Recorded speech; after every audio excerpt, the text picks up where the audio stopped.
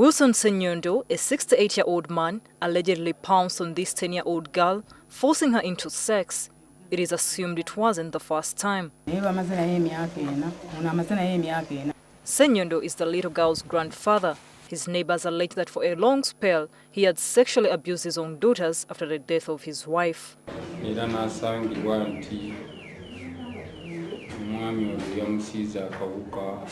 An innocence shattered at such a tender age, the girl we cannot name for ethical reasons is already on treatment for HIV and AIDS.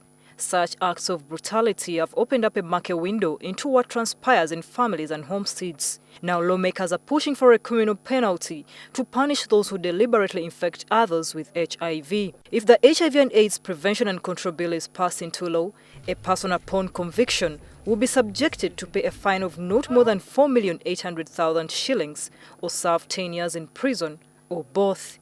However, there is fear that the fine to pay only 4 million is not harsh enough to act as a deterrent to potential offenders.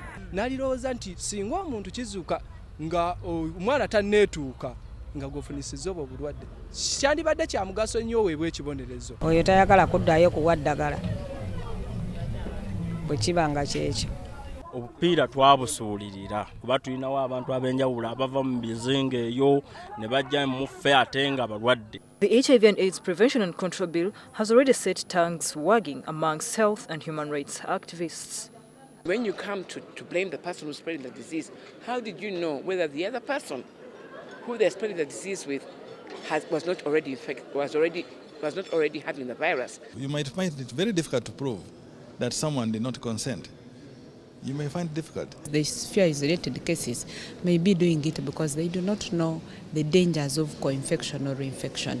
So we want provision of information other than criminalizing. Maybe in the future we can have ability to do genetic sequencing and be able to locate, say, this particular virus is the one which came from this man and has come to this woman or vice versa. According to the bill, the person can escape conviction if the accuser was aware of their HIV status and voluntarily accepted the risk.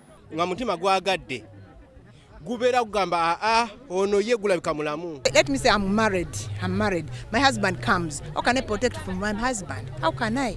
The bill also makes exception for someone who infects the other accidentally after using protection. Another contentious matter is rape.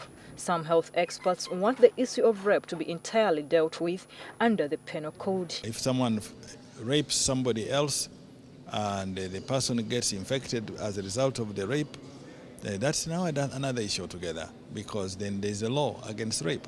Back in 2009, Johnson Aziga, a Ugandan national in his 50s, was found guilty of 2 counts of premeditated murder and 10 counts of aggravated sexual assault for spreading the AIDS virus to 7 of his lovers by a Canadian court. People have to be tested.